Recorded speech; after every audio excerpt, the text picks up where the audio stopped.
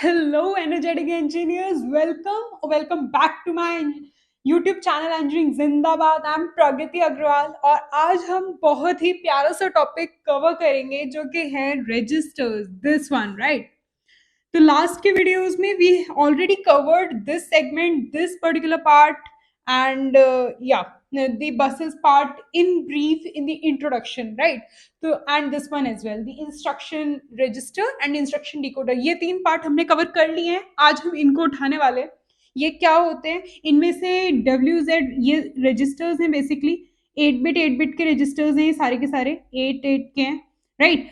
WZ 8 BC 8 bits के registers हैं. ये भी 8 के हैं एंड ये भी 8 बिट्स के हैं, राइट? तो ये कौन से हैं? अगर मैं यहाँ पर आपको मेंशन करूँ WZ, जैसे कि मैंने आपको लास्ट वीडियो जो थी, अभी मैं फिर से रिपीट कर देती हूँ. जो WZ है वो टेम्परेरी रजिस्टर्स का ही पार्ट है. जैसे टेम्परेरी रजिस्टर्स 3 होते हैं, एक तो खुद एक टेम्परेरी रजिस्टर होता है और एक WZ होता है, ठीक है? तो WZ were the temporary registers, ठीक है? तो इनको हमने ऑलरेडी कवर कर रखा है. So today we are going to talk about these BC, DE and HL. ये क्या है? These are the general purpose registers, ठीक है? General purpose registers. इनका काम क्या है? बेसिकली हम देखते हैं कि कोई भी जो डेटा हमारे माइक्रो प्रोसेसर के अंदर इनपुट होता है उसको स्टोर करने के लिए, है ना, हमारे को रजिस्टर्स चाहिए. तो उस केस में BCDE और HL काम आते हैं. वैसे तो ये सिंगल अलग अलग काम आते हैं, जैसे B अलग काम आ रहा है, C अलग काम आ रहा है 8 बिट्स का, ये भी अलग आ रहा है, ये भी अलग आ रहा है, सारे के सारे अलग अलग वर्क आते हैं. बट इनको इन पेयर भी यूज किया जाता है, लाइक BCDE HL. और जब ये पेयर के फॉर्म में काम आते हैं तो आप समझ गए होंगे कि क्योंकि ये 8 बिट पर है तो मिलाकर ही हो जाएंगे 16 बिट्स के, ठीक है? और उस समय जब हम इनमें डेटा स्टोर करेंगे, फॉर एग्जांपल हमने इसमें इस वाले पेयर में डेटा स्टोर कर लिया, तो जो ये है ना लेफ्ट साइड वाला, ये मोस्ट सिग्निफिकेंट बिट स्टोर करेगा और जो राइट साइड वाला है ये लीस्ट सिग्निफिकेंट स्टोर करेगा, ठीक है? अभी हम बात क्या कर रहे हैं कि स्टोर एंड कॉपिंग, इनके ये काम आता है. मेन यूज इनका होता है, जनरल पर्पस रजिस्टर्स का मेन यूज है स्टोरिंग एंड कॉपिंग. क्या कह रही हूं मैं? ठीक है. तो मैं अगर आपसे बात करूं, मेरे को फिर से एक चीज रिपीट करनी पड़ेगी जो कि हमने ALU सेगमेंट में पढ़ी थी. वो ये है कि भाई हमने बोला कि 3+4 करो, ठीक है, इक्वल टू 7 होता है. तो मैंने आपको बोला था कि in order to perform any calculation, कोई भी कैलकुलेशन परफॉर्म हो, अरिथमेटिक या लॉजिकल, एंड और जोर हो रही है या फिर plus minus multiplication division whatever ये हो रहा है, तो उसके लिए वी नीड कि एक्यूमुलेटर है उसके अंदर एटलीस्ट 1 ऑपरेंड होना चाहिए, ठीक है? अभी दूसरा ऑपरेंड कहाँ जाएगा? हाँ, तो उस समय मैंने बोल दिया था कि कहीं पे भी रख दो, यहाँ रख दो, मेमोरी में रख दो, कहीं पे भी हो सकता है दूसरा ऑपरेंड. अभी मैं बात करूंगी इन स्टोरेज रजिस्टर्स की, जनरल पर्पस रजिस्टर्स की, ठीक है? थोड़ा गंदा लग रहा है नो, बट आई बिलीव आपको समझ आ रहा होगा. तो ये जो BCDE HL है ना, इनके अंदर बेसिकली ये सेकंड ऑपरेंड स्टोर किया जा सकता है आराम से. आप इंस्ट्रक्शंस देखोगे, फर्दर मैं वीडियोस बनाने वाली हूँ, उसके अंदर आपको पता चलेगा कि किस तरीके से दूसरा ऑपरेंड हम इन सब में कोई से में भी रजिस्टर पे रख सकते हैं. और जैसे हमने बोला ऐड B, एक इंस्ट्रक्शन में आपको बताती हूँ, एग्जाम्पल है ये, ठीक है? अगर मैंने बोला ऐड B, इसका मतलब जो B रजिस्टर में डेटा है और एक डेटा जो एक्यूमुलेटर में, इन दोनों का एडिशन परफॉर्म करो और जो रिजल्ट जाएगा वो एक्यूमुलेटर के अंदर चला जाएगा, ठीक है? तो ये हो गए स्टोरिंग और कॉपिंग. कॉपिंग का मतलब हमने बोला मूव B, ठीक है? इसका मतलब हो गया कि जो डेटा C रजिस्टर के अंदर है ना, वो सीधा का सीधा B में हमें ट्रांसफर करना है. तो ये हो गया कॉपिंग का काम, मतलब मूविंग का काम, ठीक है? और भी मतलब बहुत सारे इंस्ट्रक्शंस होते हैं. मैं फर्दर वीडियोस में इंस्ट्रक्शंस के ऊपर डिटेल्ड वीडियोस बनाने वाली हूँ, कितने टाइप के इंस्ट्रक्शंस होते हैं, एग्जाम्पल्स लूंगी मैं सभी टाइप के इंस्ट्रक्शंस का, क्यों होते हैं, कैसा होता है, मैं बता दूंगी आपको. अभी हम फर्दर मूव करेंगे, स्टैक पॉइंटर के बारे में बात करने वाले हैं. स्टैक जगह नहीं बची मुझे ऐसा लगता है. No problem, I will explain you है इटसेल्फ. ये मिटा देते हैं, ठीक है? हाँ, तो स्टैक पॉइंटर क्या होता है, नेम से आपको समझ आ रहा होगा, एक प्रोग्राम काउंटर भी दे रखा है, दोनों के दोनों 16 बिट्स के होते हैं। पहले तो मैं आपको ये बता दूं फर्स्ट पॉइंट, ठीक है। इनका वर्क बहुत ही स्पेशल है। तो स्टैक पॉइंटर के बारे में बात कर लेती हूँ मैं। जैसे कि नेम सजेस्ट करे, स्टैक को पॉइंट करने वाला, ठीक है। तो स्टैक क्या होती है, वैसे तो हमने डीएसए में पढ़ा होगा, बट स्टिल मैं एक बार रिवीजन करा देती हूँ। जैसे ये क्या है, ये सपोज शादी की ग्रुप ऑफ प्लेट्स हैं, शादी के अंदर आप देखते होंगे ना, एक के ऊपर एक प्लेट रखी है, ठीक है। तो ये बेस्ट एग्जाम्पल है, बेस्ट रियल लाइफ एग्जाम्पल है स्टैक का। एक के ऊपर एक अरेंज्ड है, तो आपको पता होगा, ऐसा तो नहीं है आप कोई बीच में से कोई पूरी स्टैक बनी हुई है 100-200 प्लेट की, बीच में से प्लेट निकालने लग गए, नहीं, सबसे ऊपर वाली उठाते हो। तो इसका मतलब जो लास्ट में प्लेट आपने रखी थी, लास्ट इन LI, है ना, उस प्लेट को आप सबसे पहले उठाओगे, तो इसका मतलब हो गया first out, last in first out, इसलिए स्टैक को बोला जाता है, ठीक है। ये स्टैक के बारे में एक चीज। अभी स्टैक पॉइंटर क्या मतलब है इसका, तो जो रीड राइट मेमोरी होती है ना हमारी, रीड राइट मेमोरी, ये होती है स्टैक के फॉर्म में, इसलिए इसको स्टैक पॉइंटर बोल रहे हैं। तो हमारी जो रीड राइट मेमोरी होती है ना, उसके अंदर सपोज ये स्टैक के फॉर्म में है, ठीक है, और इसकी कुछ पर्टिकुलर एड्रेसेस हैं, जैसे यहाँ पे हम बोलते हैं 2000H, 2001H, 2002H, 3000 ले लो, 4000H करके मैं एक एग्जाम्पल ले रही हूँ। आप यहाँ पे 3000H से भी शुरू कर सकते थे, कोई प्रॉब्लम नहीं है, मैं आपको जस्ट एक समझाने के लिए एग्जाम्पल ले रही हूँ, ठीक है। तो ये हमारी मेमोरी है, ये इसकी लोकेशंस है। अब हुआ क्या कि ये जो स्टैक पॉइंटर है ना, ये पता क्या कर रहा है, अब ये जो रीड राइट मेमोरी है, ऐसा ना, इसका मतलब क्या है, रीड राइट मेमोरी मतलब एक मेमोरी जिसके अंदर हम डेटा डाल भी सकते हैं। जैसे आपने बोल दिया डेटा 1, डेटा 2, यहाँ पे कुछ ना कुछ डेटा है, डेटा के कुछ सेगमेंट्स हैं जो स्टोर्ड हैं, यहाँ डेटा 4, ऐसे D5 D6, ठीक है।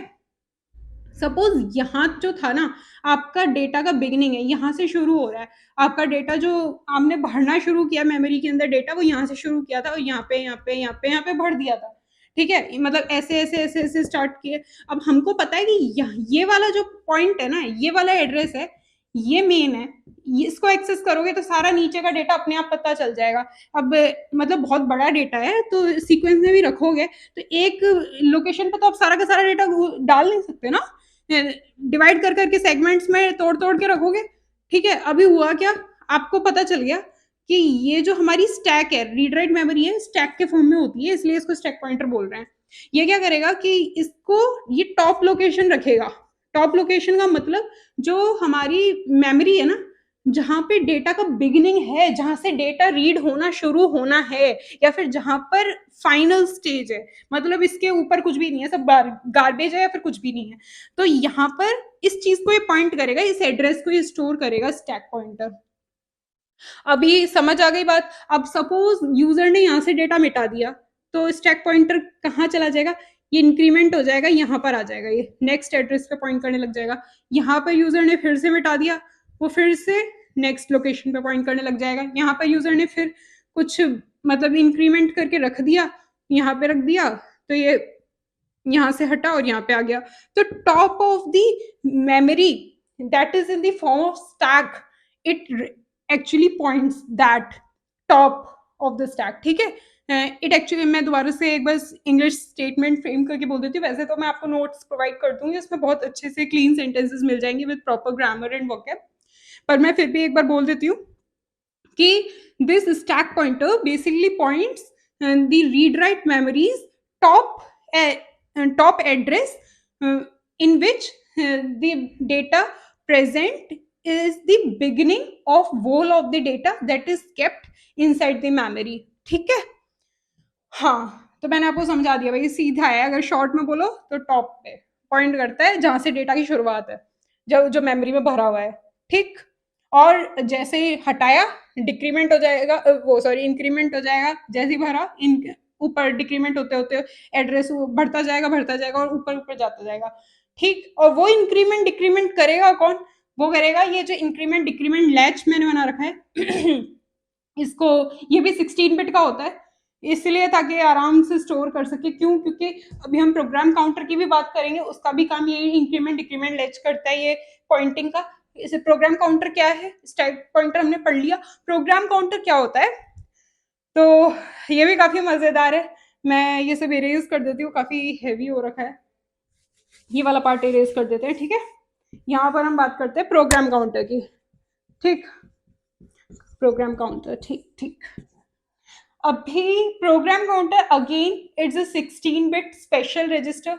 इसका क्या है काम कि भाई ये बता, ये ना भाई वो है, क्या बोल सकते हो आप, जैसे एक गाइड होगा, या हम एग्जांपल लेते हैं, टूरिस्ट प्लेस देखी होंगी, सपोज ये फोर्ट है, ठीक है, यहाँ पे आप गए, विजिट कर रहे हो, आपने एक नए फोर्ट में गए हो, कोई नई जगह है, ठीक है, घूमने गए हो, टूरिस्ट प्लेस है।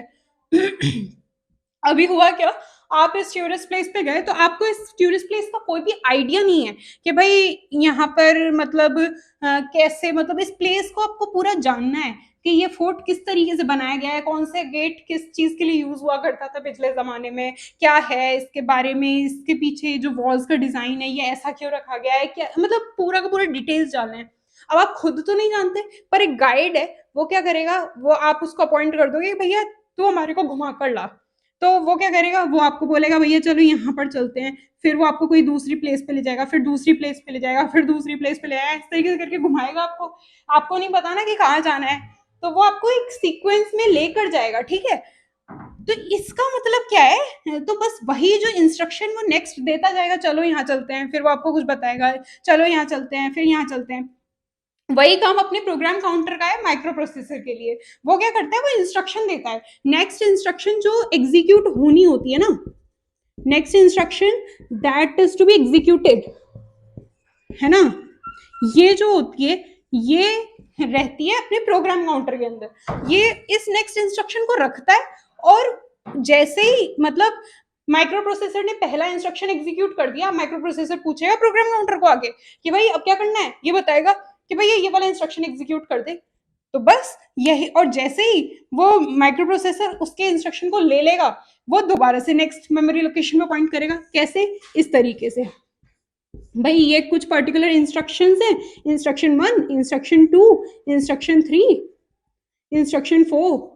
तो ये बेसिकली क्या कर रहा है, अगर मैं आपको शॉर्ट में बोलूं तो sequencing of instruction, execution of instruction perform कर रहा है ना, सीक्वेंस में, किस सीक्वेंस में इंस्ट्रक्शन परफॉर्म होने हैं, ये माइक्रो प्रोसेसर को बताता है। तो भैया इंस्ट्रक्शन 1 एग्जीक्यूट करना है, इसने बता दिया, माइक्रो प्रोसेसर इंस्ट्रक्शन 1 एग्जीक्यूट करके आया, ये ऑटोमेटिकली इंक्रीमेंट हो गया, यहाँ पर ये चुपचाप बैठा हुआ है, जब तक जैसे ही माइक्रो प्रोसेसर ने किया इंस्ट्रक्शन 1 एग्जीक्यूट, इंक्रीमेंट हो गया, मतलब जैसे माइक्रो प्रोसेसर ने ले लिया ना इंस्ट्रक्शन 1, भले वो एग्जीक्यूट कर रहा हो उस टाइम पीरियड के लिए, ये इंक्रीमेंट हो जाएगा, जैसे ही इंस्ट्रक्शन 2 ले लिया माइक्रो प्रोसेसर ने, ये इंक्रीमेंट होकर 3 पे आ जाएगा, फिर इंक्रीमेंट होकर 4 आ जाएगा, जैसे माइक्रो प्रोसेसर ने ये वाला इंस्ट्रक्शन उठा लिया। तो इसका बेसिक वर्क आपको मैंने समझा दिया है कि माइक्रो प्रोसेसर को गाइड करना कि कौन सा इंस्ट्रक्शन नेक्स्ट परफॉर्म करना है, बहुत शॉर्ट सी चीज है, मैंने आपको काफी डिटेल में गाइड का एग्जांपल लेके भी समझा दिया है।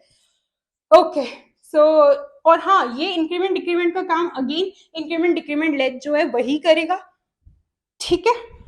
तो हमने ये वाला पार्ट पूरा कवर कर लिया है, बाकी मैं नोट्स में प्रोवाइड कर दूंगी, कुछ ओवर एक्स्ट्रा डिटेल्स होंगी वो भी ऐड कर दूंगी, you can check them out in the description. अभी मैंने डाला नहीं है पर्टिकुलरली, डिस्क्रिप्शन में थोड़ा वेरिफिकेशन वगैरह होता है, वो हो जाएगा, उसके बाद I would be able to apply the external links to that. Thank you, that's it.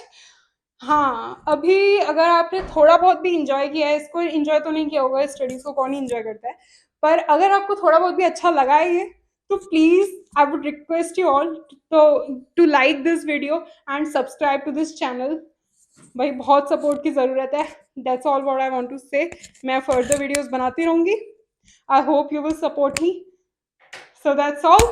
बाकी फर्दर वीडियोस में हम ये इंटरप्ट्स को, टाइमिंग एंड कंट्रोल जो काफ़ी मेन सेक्शन है, इसको डिस्कस कर रहे होंगे, इनको भी जो डेटा बस है, कंट्रोल बस है, एड्रेस बस है, मतलब तो पूरी की पूरी सिस्टम बस को अच्छे से देख रहे होंगे कि ये क्या क्या करती हैं, किस तरीके से बाहर के जो इनपुट आउटपुट डिवाइसेस हैं वो माइक्रो प्रोसेसर से कम्युनिकेट करते हैं यूजिंग दीज बसेस। तो for this video I think that's more than enough, thank you.